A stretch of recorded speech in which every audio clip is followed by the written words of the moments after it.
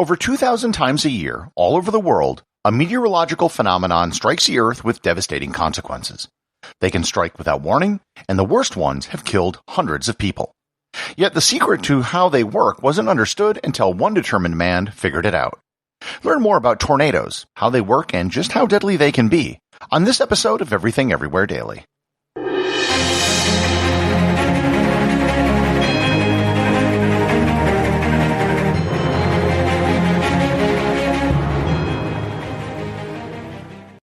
I traveled through time to tell you this. Almost everything that happens in politics today has happened before, has been debated before, maybe in slightly different forms. On My History Can Beat Up Your Politics podcast, since 2006, I've been examining the history behind today's politics and adding layers of context to some of today's debates and telling some great stories. I'm Bruce Carlson. Join me at www.myhistorycanbeatupyourpolitics.com or wherever you get your podcasts, Apple Podcasts, wherever else you get your podcasts from. Learn how George Washington and FDR supported vaccines in their time. Warren Harding or Ulysses S. Grant took stands on racial justice. John and Abigail Adams and what they had to say about free speech and the press. What Abraham Lincoln had to say on that. What were the conspiracy theories that had to be debated during the debate over the Constitution? Were things more partisan or less partisan in the past? We're balanced on My History Can Beat Up Your Politics, so I promise you won't be infuriated even if you don't agree. We take a balanced approach. So listen, www.myhistorycanbeatupyourpolitics.com.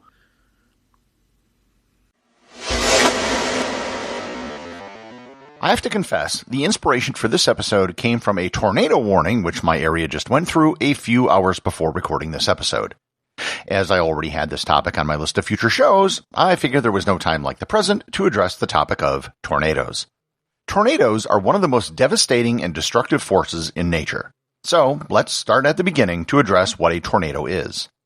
A tornado, as most of you probably know, is a vertical vortex of rapidly spinning air. But why does such a vortex start, and why doesn't it happen all the time? Full-blown tornadoes only occur when you have storms, and the reason for this has to do with the movement of air. On a normal day, atmospheric pressure is usually pretty stable. Regardless of what the temperature is, air pressure is pretty much going to be the same over a given area. There are some exceptions to this, which I will get to in a bit. However, when you have a storm, you have large differences in air pressure.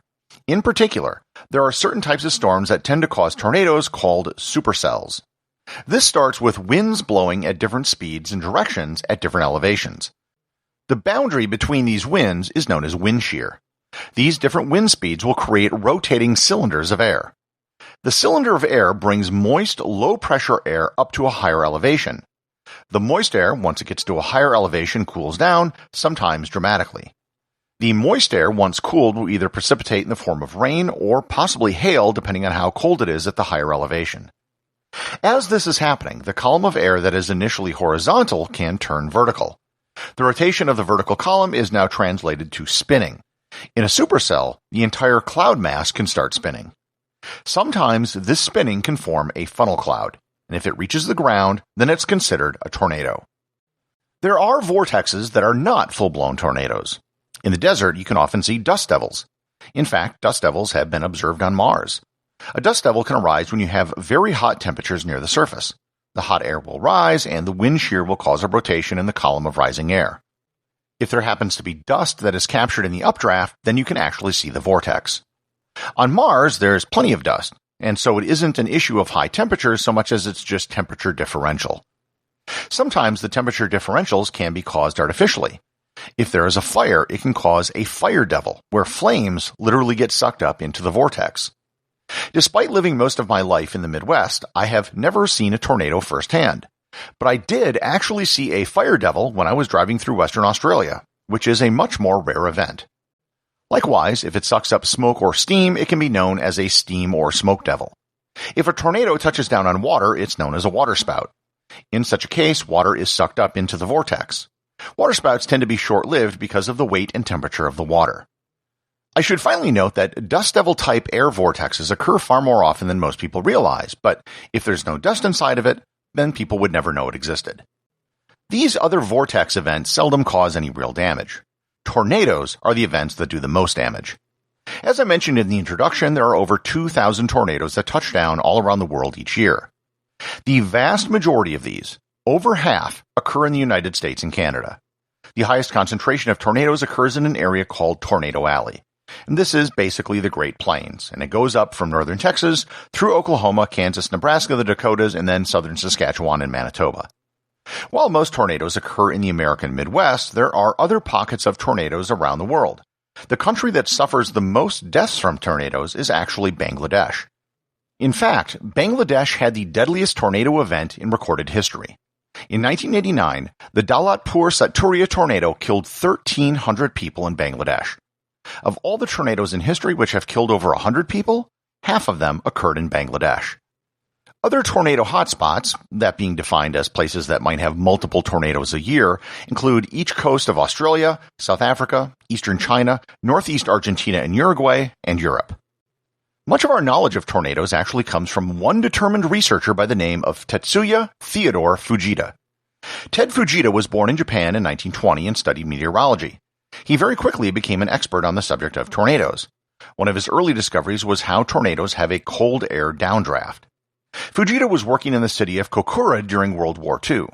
Kokura was actually the original city that was targeted for the Fat Man bomb which was dropped on Nagasaki. Fujita later studied the damage from the atomic bombs, which helped him better understand how atmospheric downbursts and microbursts worked. In 1953, he was recruited to come and work at the University of Chicago, and it was there he was given the nickname Mr. Tornado.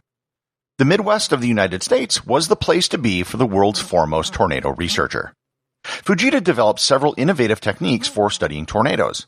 He pioneered the technique of using aerial overflights after tornadoes to assess damage, as well as to photograph tornado paths. From this, he developed the theory of multiple tornado vortices. He noticed that tornadoes would often leave multiple paths on the ground which were entwined with each other. He was actually ridiculed for the theory at first, but later video evidence proved him to be correct. His biggest claim to fame, however, was the creation of what became known as the Fujita Scale, which he introduced in 1971. If you've ever heard of a tornado called an F1 or an F5, the F stands for Fujita. The Fujita scale measures tornadoes by the damage they do. The scale categorizes tornadoes on a scale from 0 to 5.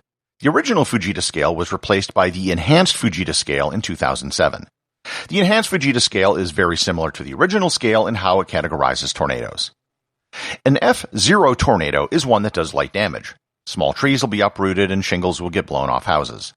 Wind speeds are between 65 to 85 miles per hour or 105 to 137 kilometers per hour. Over 52% of all tornadoes are categorized as F0. An F1 tornado has speeds between 86 to 110 miles an hour or 138 to 177 kilometers per hour. Approximately 33% of all tornadoes are categorized as F1. And an F1 tornado will rip parts off of roofs and tip over mobile homes. F2 tornadoes have wind speeds from 113 to 157 miles per hour, or 181 to 253 kilometers per hour. Only 8% of hurricanes are categorized as F2, and this will blow entire roofs off of buildings, and mobile homes can be completely destroyed. F3 tornadoes have wind speeds from 136 to 165 miles per hour, or 218 to 266 kilometers per hour. Only 4% of all tornadoes are F3s. An F3 will uproot almost every tree in its path, will move large vehicles, and will tear the walls off of wood-framed houses. F4 tornadoes and above are very rare. An F4 tornado will have a wind speed of 166 to 200 miles per hour, or 267 to 322 kilometers per hour. About half of 1% of all tornadoes are classified as F4. And an F4 tornado will destroy wooden houses, blow trains off their track, and rip the bark right off of trees. The greatest tornadoes are F5s. They have wind speeds over 200 miles per hour or 322 kilometers per hour. Only 0.05% of all tornadoes are this powerful, and an F5 can literally throw automobiles over 1,000 feet in the air. Because the Fujita scale measures tornadoes by their damage, it's possible to retroactively categorize hurricanes. The largest recorded tornado in history occurred on March 18, 1925. An F5 tornado passed through 3 states, Missouri, Illinois, and Indiana. It lasted for 3.5 hours, traveled a distance of 219 miles, or 352 kilometers, and it moved forward at a speed of 73 miles per hour, or 117 kilometers per hour. All three of those are records that have never been equaled on the planet Earth. The greatest tornado outbreak, which is an event that spawns multiple tornadoes, occurred in 2011. Known as the 2011 Super Outbreak, from April 25th to April 28th, 2011, 175 tornadoes touched down in states from Louisiana to New York. One common myth about tornadoes, at least in the United States, is that they tend to be attracted to mobile home parks. This isn't true, of course, but there's a reason for the myth. The vast majority of tornadoes are from F0 to F2, which will only do superficial damage to most regular buildings, but they're strong enough to totally destroy most mobile homes. Hence, when you hear about tornado damage, it seems like you're hearing more about mobile homes because you are hearing more about mobile homes, because 95% of all tornadoes can be that destructive. If you live in an area that is susceptible to tornadoes, you're probably well aware of what to do in the event of one. If you aren't from a tornado-prone area, you probably have no clue what the protocol is.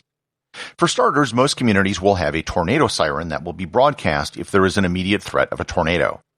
These are basically the same as air raid sirens. They're usually tested once a month, and where I've lived, it's usually been on the first day of the month at noon or 1 p.m. Nowadays, warnings are also broadcast on mobile phones. If there's a threat of a tornado, it's always recommended that you take shelter in your basement, preferably under the staircase. Tornadoes are surface events, and if your house was directly hit, it would usually throw debris outward, and below ground would be safe. If you're in a building without a basement, it's recommended you go to the interior room of your house on the first floor. These are the most likely to survive, as roofs and walls will be damaged first. And if possible, lie in a bathtub, as they are very heavy and less likely to be moved.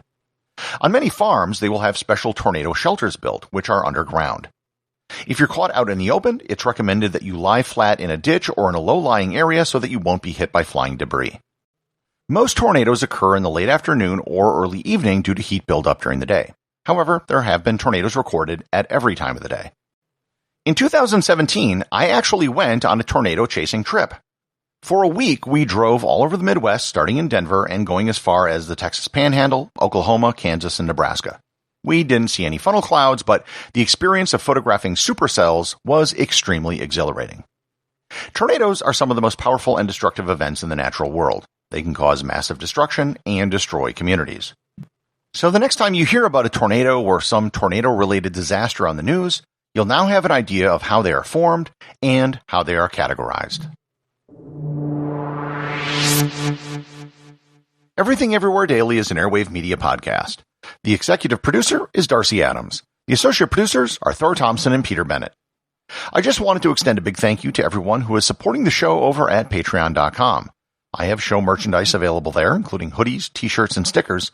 Plus, it really just helps me get this show out every single day, including, of course, weekends and holidays. Remember, if you leave a review or send me a boostagram, you too can have it read on the show.